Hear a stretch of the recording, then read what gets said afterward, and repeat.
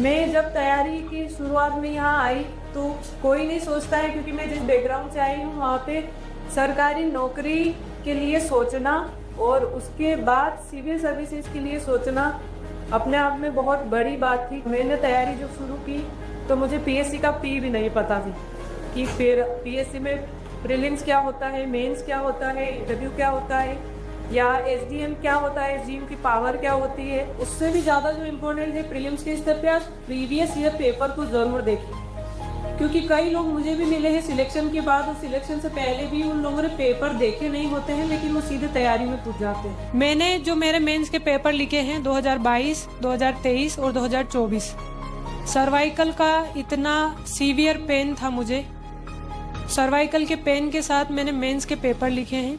मेरी जर्नी कुछ ऐसी है कि मुझे लगता है सभी लोग कनेक्ट कर पाएंगे बहुत अच्छे से। मैं जब तैयारी की शुरुआत में यहाँ आई तो कोई नहीं सोचता है, क्योंकि मैं जिस बैकग्राउंड से आई हूँ वहाँ पे सरकारी नौकरी के लिए सोचना और उसके बाद सिविल सर्विसेज के लिए सोचना अपने आप में बहुत बड़ी बात थी, क्योंकि मेरे बैकग्राउंड में कोई भी सरकारी नौकरी में ऐसा नहीं है या जो मुझे सिविल सर्विसेज के लिए गाइड कर पाए, वैसा कोई व्यक्ति आसपास नहीं था। तो मेरे लिए सिविल सर्विसेज की तैयारी के लिए सोचना और एपीपीएससी जैसी तैयारी करना, दोनों बहुत दूर दूर तक के जो सपने होते हैं वैसा था। इसलिए मैं आप लोगों को बहुत ग्राउंडेड होकर ये चीज़ बता पाऊंगी कि जो आप लोग सोच के आते हैं और यहाँ पे जो मैं जिस तरीके से बैठी हूँ आपके सामने, दोनों बहुत अलग चीज़ें होती हैं। मैं एक किसान परिवार से आती हूँ और मैंने तैयारी जब शुरू की तो मुझे पीएससी का पी भी नहीं पता थी कि फिर पीएससी में प्रीलिम्स क्या होता है, मेंस क्या होता है, इंटरव्यू क्या होता है, या एसडीएम क्या होता है, एसडीएम की पावर क्या होती है। तो आप जब तैयारी करने आते हैं तो कुछ लोगों को ये चीज़ पता होती है, कुछ को नहीं पता होती है, कुछ को कोई गाइडेंस देने वाला होता है और किसी के पास कोई गाइडेंस नहीं होता। तो दोनों तरीके के यहाँ पे लोग उपस्थित होंगे, जिनके पास प्रॉपर गाइडेंस होगा या किसी की बेस पे तैयारी करने आए होंगे, या कुछ लोग ऐसे होंगे जिनके पास कोई गाइडेंस नहीं होगा बिल्कुल भी। तो हम इसीलिए कोचिंग का चयन करते हैं। बाकी आप जो भी क्वेश्चन आपके दिमाग में है अभी आप थोड़ी देर सुनिए, उसके बाद जो लगता है आपको आप पूछिए। यदि मैं उसका उत्तर देने में और आप उस उत्तर को अपने से कनेक्ट करने में सक्षम हैं तो मुझे अच्छा लगेगा। मैंने 2020 में अपना पहला अटेम्प्ट दिया, उसमें मेरा प्री क्वालिफाई नहीं हो पाया।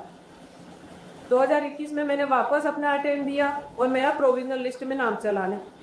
प्रोविजनल से मैंने मेंस क्लियर किया और उसी प्रोविजनल के साथ मैंने इंटरव्यू भी दिया। और प्रोविजनल का केस कुछ ऐसा है कि आपसे एक टेस्ट मैच वो खेलने के लिए बोल रहे हैं, लेकिन आपके पास उसका कोई रिजल्ट नहीं है। तो आप पूरी प्रोसेस का हिस्सा बन चुके हैं, लेकिन आपके पास रिजल्ट नहीं। 2022 का मैंने वापस प्री दिया, वापस से मेंस दिया और वापस से इंटरव्यू दिया, लेकिन फाइनल लिस्ट में मेरा नाम नहीं आ पाया। और जब फाइनल लिस्ट में किसी का नाम नहीं आता है तो उस दशा को वही लोग समझ सकते हैं जिन्होंने इंटरव्यू तक की तैयारी की है, वो फाइनल में उनका सिलेक्शन नहीं हो पाया। तो वो जो फेज होता है वो सबसे टफ होता है, क्योंकि जब आप फाइनल से बाहर होते हैं तो आपको वापस से जीरो से शुरू करना होता है। और इसीलिए पीएससी की तैयारी इतनी कठिन मानी जाती है, क्योंकि आप एक एक स्टेप क्लियर करके आगे तो बढ़ रहे हैं, लेकिन यदि एक में भी आप फेल हुए तो आपको वापस जीरो से शुरू करना हो। तो वो थोड़ा टफ होता है किसी भी एस्पिरेंट के लिए। फिर मैंने वापस से 23 की तैयारी की, 23 का अटेम्प्ट दिया और 23 का फाइनल रिजल्ट हम लोगों को 24 के बाद मिल पाया। उसमें मेरा जनपद सीईओ में सिलेक्शन हुआ और 24 का रिजल्ट चूँकि पहले आ चुका था तो उसमें मेरा डिप्टी कलेक्टर में चयन हुआ है। और ये जो रिजल्ट की प्रोसेस होती है, लगातार मैंने 4 मेंस दिए और 4 इंटरव्यू दिए। तो मेंस के स्तर पे और इंटरव्यू के स्तर पे जो तैयारी होती है वो मैं बहुत अच्छे से आप लोगों को बता पाऊंगी, क्योंकि मेरा जो मेंस है वो एक भी बार कभी रुका नहीं है। और चूँकि आंसर राइटिंग की प्रैक्टिस में इतना कर चुकी थी कि मुझे मेंस के स्तर पे कभी डर भी नहीं रहा।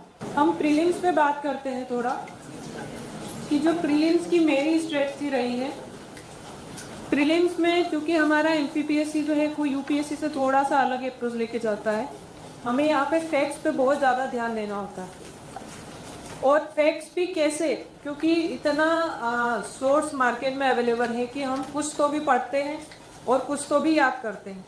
मतलब गंदे से गंदा फैक्ट हम लोग याद करते हैं, बहुत जो डिफरेंट फैक्ट होता है उसको याद करने की कोशिश करते हैं, लेकिन जो सिंपल सी चीज़ें होती है जो एग्ज़ाम में पूछी जाती है वो हम गलत करके आते हैं। लगभग ये सभी लोगों ने महसूस किया होगा जो पेपर देते हैं हम। तो आप लोग बहुत ज़्यादा सोर्सेज के पीछे ना भागें, लिमिटेड सोर्स रखें, उन्हीं को मल्टीपल टाइम रिवीजन करें। लेकिन उससे भी ज़्यादा जो इम्पोर्टेंट है प्रीलिम्स के स्तर पे, आप प्रीवियस ईयर पेपर को ज़रूर देखें, क्योंकि कई लोग मुझे भी मिले हैं सिलेक्शन के बाद और सिलेक्शन से पहले भी उन लोगों ने पेपर देखे नहीं होते हैं, लेकिन वो सीधे तैयारी में पूछ जाते हैं। तो वो गलती नहीं करना है, प्रीवियस ईयर पेपर को देखें, लेकिन कितने पुराने पेपर वो भी डिपेंड करता है। पीएससी का जो ट्रेंड है वो हर 5 साल में थोड़ा सा शिफ्ट होता है। कुछ लोग 2003 के पेपर लेके बैठ जाते हैं, तो वो पेपर हमारे काम के नहीं। 2014 से लेके 2019 तक के पेपर आप देख रहे हैं वो थोड़े काम के हैं, लेकिन उससे भी ज़्यादा काम के हैं जब आपका सिलेबस चेंज हुआ है। 2020 से लेकर 2025 तक के जो पेपर हैं आप उनको स्टडी करिए, उनमें से जितना हो सकता है टॉपिक को निकालिए। 50 से 55 टॉपिक ऐसे होते हैं जिनसे हमेशा क्वेश्चन आते ही आते हैं। अब ज़रूरी नहीं है उससे सेफ क्वेश्चन बने आपसे, लेकिन उस टॉपिक से क्वेश्चन बनना है, मतलब वो टॉपिक इम्पोर्टेंट है।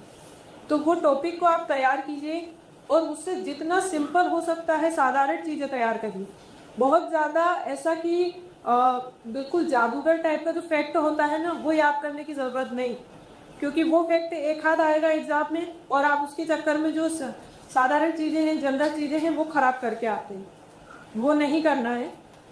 प्रीवियस ईयर पेपर के साथ ही जो पीएससी का प्रीलिम्स की एक रणनीति होती है सॉल्व करने की, कि आपको हर एक फैक्ट याद नहीं हो सकता, उसके लिए आप जो है वो एलिमिनेशन मेथड जो होती है आप उसका यूज़ करिए। वो आप टेस्ट के माध्यम से कर सकते हैं, आप दृष्टि में टेस्ट दे रहे हैं उसके माध्यम से कर सकते हैं। यहाँ पे सीखने का जो आपको अवसर मिलता है टेस्ट सीरीज के माध्यम से ही मिलता है।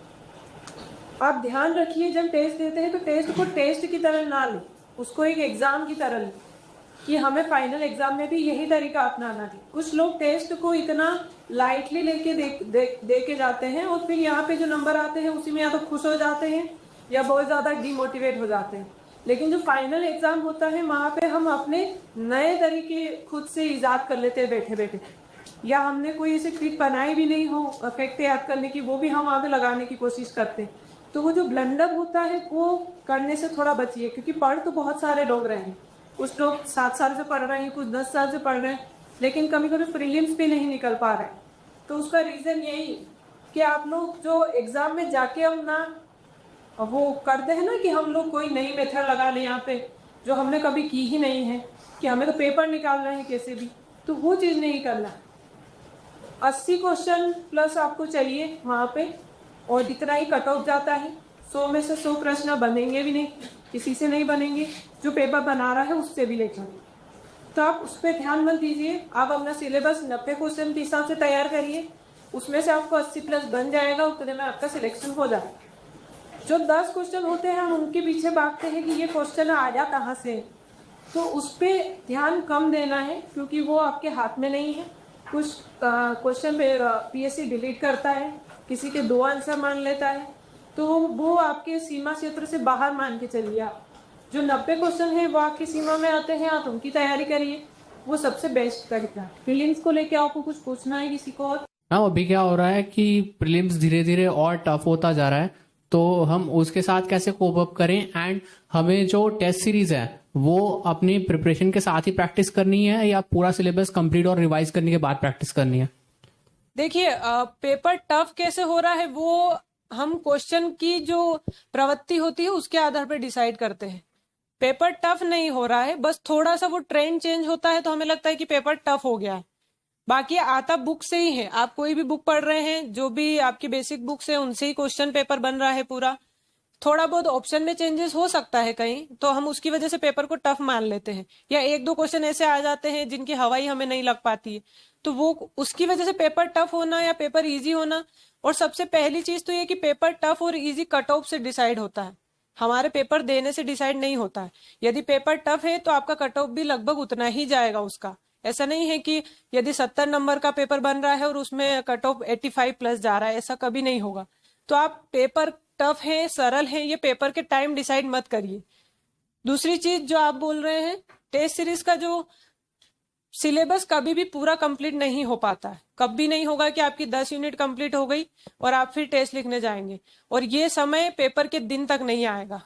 तो उस चीज को आप छोड़ दीजिए कि हमारा सिलेबस कंप्लीट होगा तब हम पेपर देने जाएंगे, या सिलेबस कंप्लीट होगा जब हम टेस्ट देने जाएंगे। तो टेस्ट सीरीज आपकी पहले दिन से शुरू हो जाती है जब आप तैयारी शुरू किए हैं। बस ये आप थोड़ा सा अपने माइंड पे लेने का कोशिश मत करिए कि हमारे जो है 40 नंबर आए हैं या 50 नंबर आए हैं, उसकी वजह से हम अपनी तैयारी को खराब कर ले या डिमोटिवेट हो जाए या पढ़ाई ना हो। वैसा नहीं करना है, क्योंकि आपको भी पता है आप जितना पढ़ के जा रहे हैं उतना ही परफॉर्म कर पाएंगे पेपर में। यदि आपने 5 यूनिट पढ़ी है तो आप 5 यूनिट का दे पाएंगे, यदि आपने 10 यूनिट पढ़ी है तो आप 10 यूनिट का दे पाएंगे। तो कोशिश करिए कि टेस्ट सीरीज लगातार दें, क्योंकि आपकी गलतियां वहां सुधरती हैं। और टेस्ट के माध्यम से हम इतना कह सकते हैं कि हम कितने पानी में हैं, हम कितने तैयारी को अपनी सही दिशा में ले जा रहे हैं। क्योंकि यदि आप टेस्ट नहीं देंगे तो आप अपना मूल्यांकन कैसे करेंगे। तो टेस्ट देना जरूरी है। आप यहाँ दीजिए, जहां आपको ठीक लगे वहां दीजिए, लेकिन टेस्ट जरूर दीजिए। रिसोर्सेज की जो आप बात कर रहे हैं, बैठ जाइए। जो आपका हिस्ट्री, ज्योग्राफी, पॉलिटी और इकोनॉमी वाला जो पोर्शन होता है, वो आप जो भी बेसिक बुक है आपकी उनसे कवर करिए। कुछ लोग एनसीईआरटी प्रेफर करते हैं, और मैंने ज्योग्राफी के लिए, पॉलिटी के लिए दृष्टि आईएएस की बुक पढ़ी थी। और चूंकि वो यूपीएससी उस समय से शुरू किए था, जो प्रोग्राम था इनका दृष्टि आईएएस का, तो मैंने यूपीएससी की जो प्रेफरेंस बुक होती है उसी को प्रेफर किया था। और बाकी जो सब्जेक्ट हैं उसके लिए, एमपी के लिए आप दृष्टि भी देख सकते हैं। लेकिन ये ध्यान रखिए कि आपका सिलेबस उसमें कितना कवर हो पा रहा है। यदि सिलेबस के आपके पॉइंट उसमें कवर हो रहे हैं, दूसरा जो क्वेश्चन पेपर में क्वेश्चन पूछे जा रहे हैं, क्या वो आपकी उस बुक से कनेक्ट कर पा रहे हैं या नहीं। अननेसेसरी कुछ भी पढ़ने से अच्छा है कि आप अपनी एनर्जी उन बुक्स में लगाएं जहां से क्वेश्चन पेपर में पेपर बन रहा है। अपने को क्वेश्चन का आंसर बनाने से मतलब है, हमें कोई अवार्ड लेना नहीं है कोई भी बुक में महारत हासिल करके या कोई भी विषय में। तो हमें अपना काम बन जाए उतनी, कोई भी बुक यदि हो पा रही है, मार्केट में मिल पा रही है, आप उसका चयन करिए।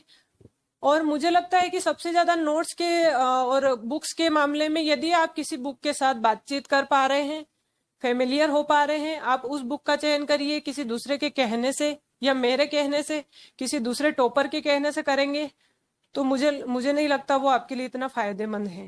कितने लोग हैं जिन्होंने प्रीलिम्स दिया है अभी तक? कितने लोगों को प्रीलिम्स के एक दिन पहले नींद आई है और अच्छे से खाना खा पाए हैं आप लोग? वो किसी के साथ नहीं होता है। प्रीलिम्स के एक सप्ताह पहले से हमें शुरुआत हो जाती है घबराहट होना और अपनी मानसिक स्थिति ठीक ना होना और लगना कि हमें कुछ भी याद नहीं है। वो सिर्फ एक बच्चे के साथ नहीं है या एक एस्पिरेंट के साथ नहीं है, सभी लोगों के साथ यही स्थिति होती है। लेकिन उस समय अपने आप को शांत बनाए रखना और अपनी जो मानसिक स्थिति है उसको एक इस स्तर पे लाना कि हमें प्रीलिम्स का एग्जाम देना है। उसके लिए आप अपनी तैयारी को जैसी चल रही है वैसी चलने दे। अननेसेसरी रात में जागना, सुबह देर तक सोना, इन सब चीजों को अवॉइड करें। बाहर का खाना अवॉइड करें, क्योंकि उसकी वजह से आप लोग प्रीलिम से एक दिन पहले, 2 दिन पहले या तो बीमार पड़ सकते हैं, क्योंकि आप या तो सही से सोएंगे नहीं तब भी बीमार पड़ेंगे, सही खाएंगे नहीं तब भी बीमार पड़ेंगे। और कुछ लोग होंगे ऐसे जो प्रीलिम से 1-2 दिन पहले बीमार पड़ते ही पड़ते हैं। तो इस चीज का भी ध्यान रखें, क्योंकि आपकी 1 से 1.5 साल की तैयारी 2 दिन में खराब करना बिल्कुल भी वर्दी नहीं है। तो उस समय अपने आप को एक कामनेस के साथ बनाए रखना, उसके लिए सबसे ज्यादा जरूरी है समय पे सोना और अच्छा खाना खाना, और जो पढ़ रहे हैं उसी को पढ़ते रहना। अननेसेसरी कोई भी नई बुक लाके और उसको टेस्ट करना, ये सबसे खराब प्रवृत्ति होती है किसी की भी, तो उससे थोड़ा बचना चाहिए। बाकी प्रीलिम से पहले यदि आप सो नहीं पा रहे हैं या अच्छे से, या ऐसा भी होता है कभी कभी कि हम लोग सो रहे हैं लेकिन फैक्ट रिवाइज कर रहे हैं सोते सोते, तो वो सबके साथ होता है, कोई नई चीज नहीं है उसमें। लेकिन थोड़ा अपने आप को उस समय शांत बनाए रखें। जो भी आपको अच्छा लगे, मूवी किसी को देखना अच्छा लग सकता है वो कर सकता है, किसी के साथ आधा घंटा टाइम स्पेंड कर ले। या दोस्त के साथ बैठ ले, थोड़ा बहुत उसके साथ फैक्ट रिवाइज कर ले, वो सब कुछ चलेगा। लेकिन आप अपनी मानसिक स्थिति को ठीक रखिए उस समय, क्योंकि उसकी वजह से पेपर खराब होता है। 2020 का मेरा प्रीलिम्स रुका, उसका रीजन यही था कि रात में ना सो पाना, सुबह एग्जाम में लेट पहुंचना, और लेट पहुंचने की वजह से हड़बड़ाहट के कारण पेपर खराब करना। तो ये चीजें भी होती हैं। और कुछ लोगों के साथ OMR गलत करना, ये भी कुछ लोगों के साथ होता है। तो ये भी चीज का आप ध्यान रखिए कि OMR हड़बड़ाहट के कारण आप गलत भर देंगे, उसकी वजह से आपका पूरा प्री खराब हो जाएगा, पूरा 1 साल खराब हो जाएगा। तो उसके लिए ध्यान रखिए कि पहले से प्रैक्टिस करें और एग्जाम में अपने आप को शांत बनाए रखें। 5 मिनट पहले थोड़ी गहरी सांस ले, जो भी आप ध्यान व्यान करते हैं वो करें। ये सारी चीजें जरूरी होती है, पर ये चीजें कोई बताता नहीं है ना। तो और भी कोई क्वेश्चन हो आपका? मैम हम लोग को अगर सब्जेक्ट डिवाइड करना है, जैसे मैम प्राइमरी फोकस किस पे रखना है, सेकेंडरी फोकस किस पे रखना है, या टर्शरी फोकस किस पे रखना है मैम, बोथ इन प्रिपरेशन या फिर मैम रिवीजन के समय, तो मैम किस तरीके से सेग्रीगेट किया जाएगा सब्जेक्ट्स को? सर, चूंकि हमारी एग्जाम MP की है और MPPSC रिक्वायर करता है सबसे ज्यादा MP का, उसमें वेटेज है। आप सबसे ज्यादा प्रायोरिटी MP को दीजिए और उसी से क्वेश्चन बनते हैं। 50 से आपके 55 क्वेश्चन अभी MP से बन रहे हैं और उसी पे आप फोकस करिए, क्योंकि वो गलत होंगे तो आप एक एक करके पीछे होते जाएंगे। दूसरी चीज कि जो उसके अलावा जो पोर्शन बचता है उसमें आपकी कमांड किस सब्जेक्ट पे थोड़ी अच्छी है, उस पे ध्यान दीजिए। क्योंकि कुछ लोगों की पॉलिटी अच्छी होगी, कुछ लोगों की हिस्ट्री अच्छी होगी, कुछ लोगों की ज्योग्राफी अच्छी होगी। तो वो एस्पिरेंट पे डिपेंड करता है कि उसका कौन सा सब्जेक्ट अच्छा है, तो वो उस पर कम मेहनत करेगा, बाकी जो सब्जेक्ट है उस पर वो ज्यादा मेहनत करेगा, रिवीजन के स्तर पे भी और पढ़ने के स्तर पे भी। तो सबसे ज्यादा तो MP का वेटेज है, आप उस पर ध्यान दीजिए। और करंट अफेयर का ऐसा है कि करंट अफेयर आप पढ़ते तो हैं, लेकिन फिर भी करंट अफेयर हमारे हाथ में उतना होता नहीं है। तो उसी स्तर पे आपको थोड़ा देखना पड़ेगा। प्रीलिम्स के 1 सप्ताह पहले या 1 महीने पहले जो करंट अफेयर आता है उस पे आप थोड़ा ज्यादा फोकस करिए। और कुछ लोग 2-2 साल के करंट अफेयर पढ़ते हैं, वो आपके इतने काम के नहीं है, तो उस पे इतना फोकस ना करें। एग्जाम के बाद वाला जो करंट अफेयर होता है वही आपके काम का होता है, तो आप उस पर थोड़ा ध्यान दीजिए। और प्रायोरिटी सेट करने के लिए खुद अपन जो सब्जेक्ट किसी का बोल रही हूं मैं, जिस हिसाब से कि किसी का कंप्यूटर अच्छा हो सकता है, किसी का नहीं होता है, तो उसको कंप्यूटर रिवाइज करने की जरूरत पड़ेगी लास्ट में। तो ये एस्पिरेंट पे डिपेंड करता है, आप अपने हिसाब से उसका चयन कीजिए। मैम, जैसे कि प्री और मेंस में हमको कोचिंग से जो नोट्स प्रोवाइड करवाते हैं, तो वो सफिशिएंट रहते कि उसके साथ हम स्टडी मटेरियल को भी साथ में लेके चलना है? कोचिंग, क्योंकि हम गाइडेंस के लिए कोचिंग आए हैं, तो कोचिंग अपने स्तर पे मेहनत करती है। ऐसा नहीं बोल सकते आप कि बिल्कुल भी इनके नोट्स या खराब होंगे, ऐसा कुछ होगा। कोचिंग अपने स्तर पे पूरी मेहनत करते हैं, बच्चों को पूरा देने की भी कोशिश करते हैं। लेकिन यदि फिर भी आपको उसके अलावा कुछ लगता है स्टडी मटेरियल के स्तर पे कि हमारा ये कंटेंट यहाँ से उतना अच्छे से कवर नहीं हो पा रहा है, तो आप थोड़ा सा इंटरनेट का प्रयोग करें। मैं ये नहीं कहूंगी कि आप दूसरे सोर्स पे चले जाए सीधे, उसकी वजह से आपको एड ऑन जो करने की दिक्कतें होती है वो थोड़ी कम हो जाएगी। क्योंकि आप नई बुक लेके आएंगे, उसको पूरा पढ़ेंगे, फिर उसको ऐड करेंगे, तो वो थोड़ा सा टाइम टेकिंग प्रोसेस हो जाती है। आप थोड़ा सा इंटरनेट का यूज करिए। जो भी टॉपिक आपको लगता है कि हाँ इसमें अच्छे से कवर नहीं हो पा रहा है, तो आप थोड़ा सा, अभी तो चैट GPT भी हम लोगों के बीच में बहुत अच्छे से काम कर रहा है, तो वो भी देख सकते हैं। मैम, फर्स्ट ऑफ ऑल तो आप यहाँ पे आए तो बहुत बहुत धन्यवाद आपका। Thank you. मैम, मेरा ये प्रश्न है कि बहुत ज्यादा फैक्ट है प्रीलिम्स के संदर्भ में, तो मैम इसको कैसे डील करना है अपने को? और उसके बाद में मेरा सेकंड क्वेश्चन है कि यूनिट 10 को कैसे डील करना है? यूनिट 10 जनजाति यूनिट। जी सर। फैक्ट है तो जरूरी है कि फैक्ट याद हो ही। ऐसा जरूरी नहीं है कि हर व्यक्ति, हर बच्चा अच्छे से फैक्ट याद कर पाए। लेकिन चूंकि हमारे पास प्रीलिम्स में आंसर हमारे सामने होता है, तो वो आपकी मेहनत वहां पे कम हो जाती है। हमें आंसर को पहचानना है, तो आप पहचान ले, उतना याद कर ले, उतना सफिशिएंट है। और हर एक फैक्ट याद नहीं हो सकता है, बिल्कुल किसी के लिए पॉसिबल नहीं है, मेरे लिए नहीं है, यहाँ पे कोई बैठा होगा उनके लिए भी नहीं है। लेकिन चूंकि हमें 4 ऑप्शन में से एक ऑप्शन को पहचानना है, तो आप, जैसे कि हम लोग यहाँ पे इतने लोग बैठे हैं, इनमें से किसी का चेहरा जरूरी नहीं है कि हम लोग याद रख पाए, लेकिन यदि देखा होगा तो यदि कहीं टकराएंगे तो याद जरूर आ जाएगा।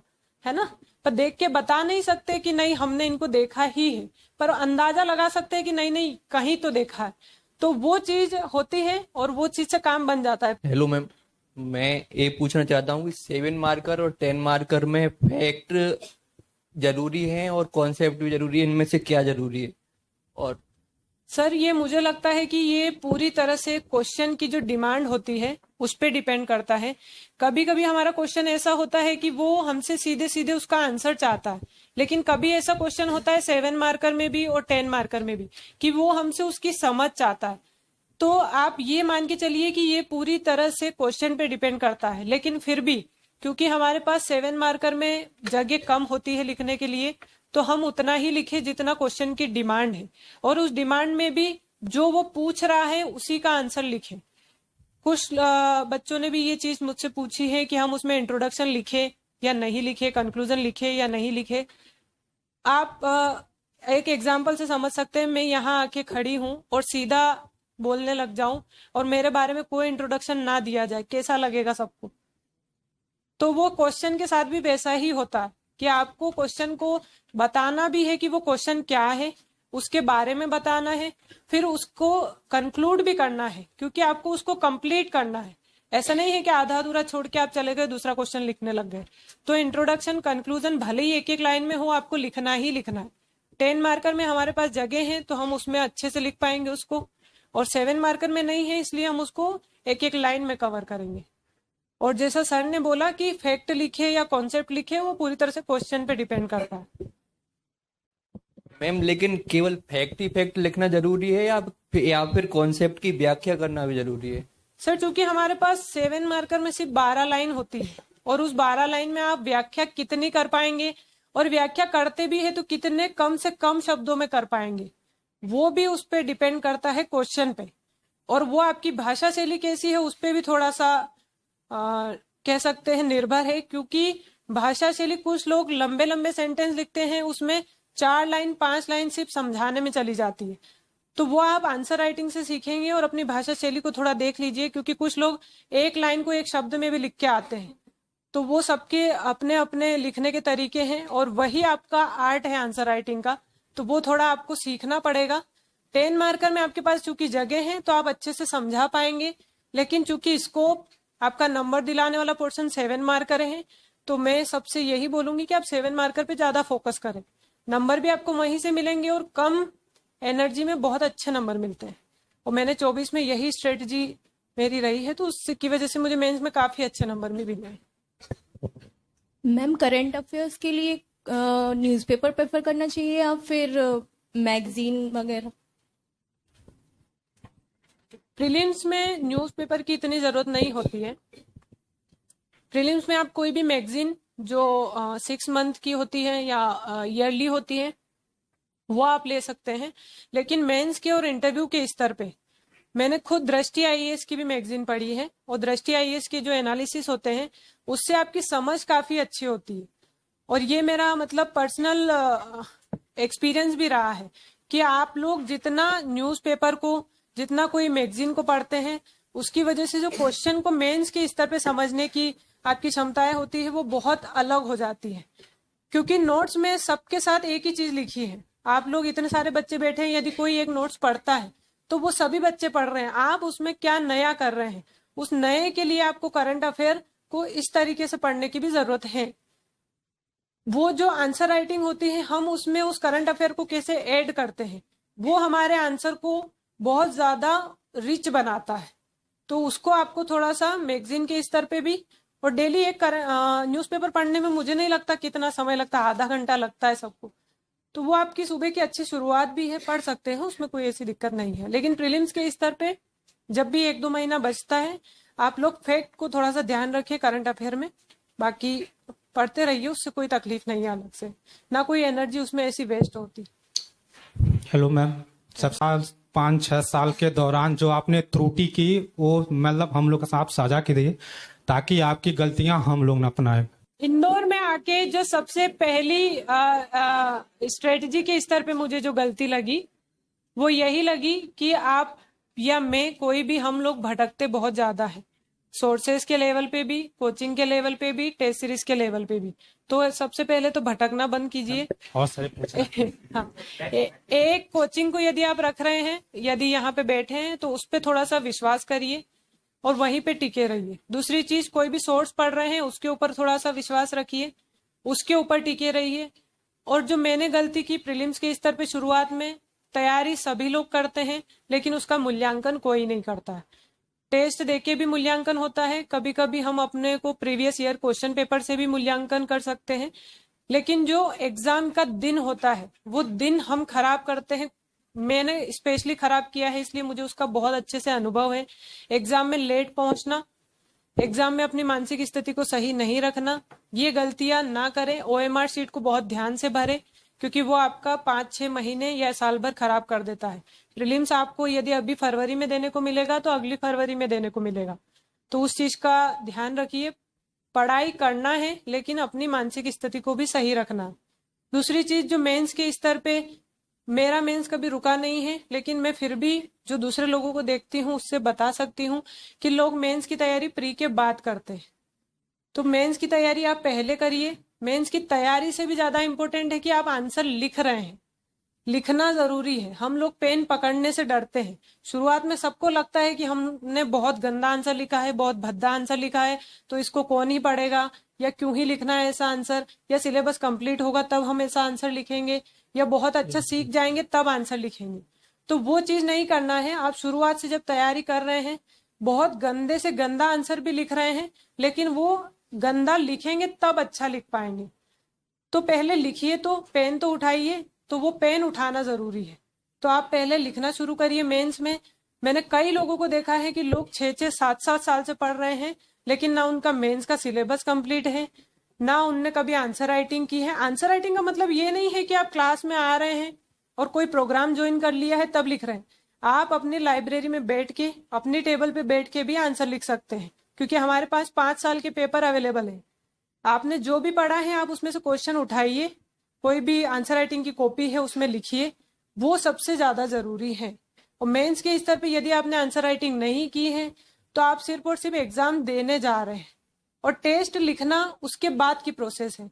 तो जब आपका प्री क्वालिफाई हो जाए तब तक आप आंसर राइटिंग को तैयार करके रखिए, और उसके बाद जब भी आपका प्री हो जाता है तब आप टेस्ट सीरीज को ज्वाइन करिए, तब आप अपना अच्छे से मूल्यांकन कर पाएंगे, है ना। जिनको मैम 2027-28 में एग्जाम देना है उनके लिए मतलब क्या रणनीति, क्या उनके लिए होना चाहिए?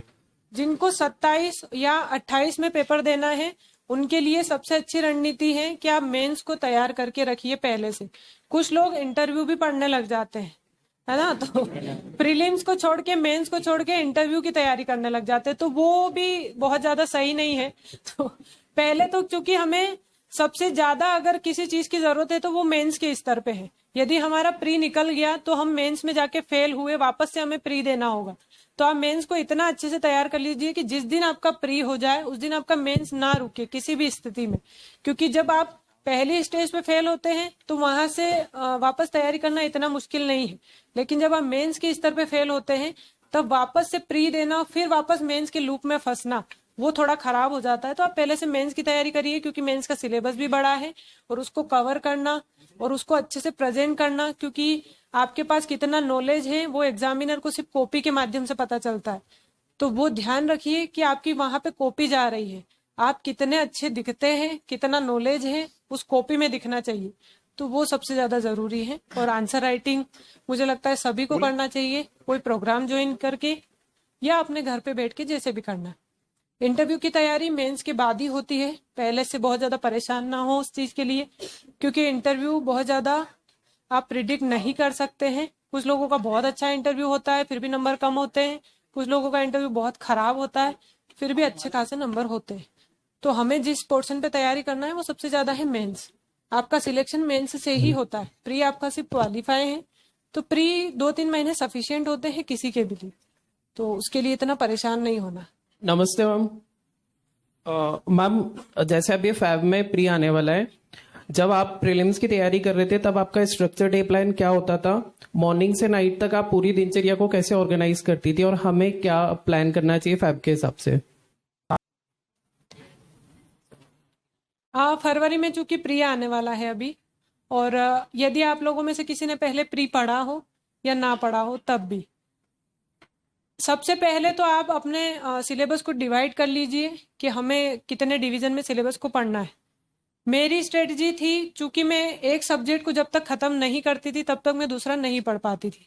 कुछ लोग ऐसे होते हैं जो 10 यूनिट में से 3 यूनिट को एक दिन में पढ़ सकते हैं और पढ़ लेते भी हैं। और मेरा ऐसा था कि यदि मेरी एक यूनिट खत्म होगी तभी मैं दूसरी यूनिट पे स्विच करूंगी। तो वो सबका अपना पर्सनल हो सकता है।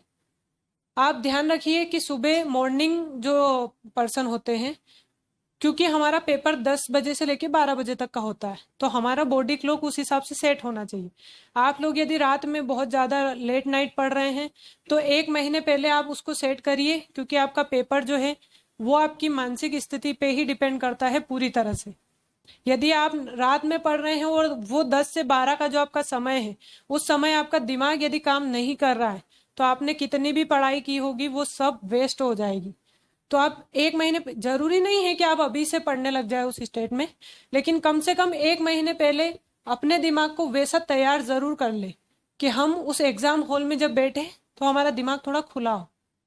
उसी हिसाब से अपनी तैयारी को दिशा दे। सुबह से पढ़ना है सुबह से पढ़िए, रात में पढ़ना है रात में पढ़िए, लेकिन एग्जाम टाइम जो आपका होता है उसके हिसाब से आपका दिमाग वर्क करे, ऐसे समय जरूर पढ़िए।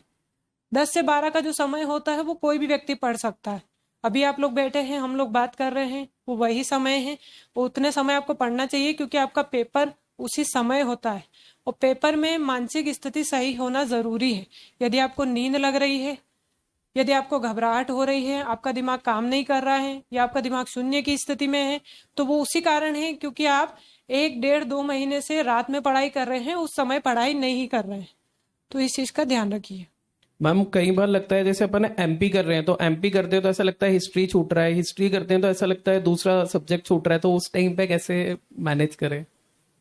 यदि आपको ऐसा लग रहा है कि एमपी छूट रहा है या कोई सब्जेक्ट छूट रहा है, तो आप जो तैयार किया है उसको भी थोड़ा सा देखिए कि नहीं, हमने इतना सिलेबस तैयार कर लिया, बाकी जो छूट रहा है वो हम पढ़ेंगे, लेकिन कब पढ़ेंगे उसके लिए आपको टाइम डिसाइड करना पड़ेगा। ऐसा नहीं है कि आपने पूरी तरह से कोई यूनिट छोड़ दी और बाकी यूनिट तैयार कर ली, तो वो 10 नंबर की यूनिट है, आपको 10 नंबर दिलाने वाली।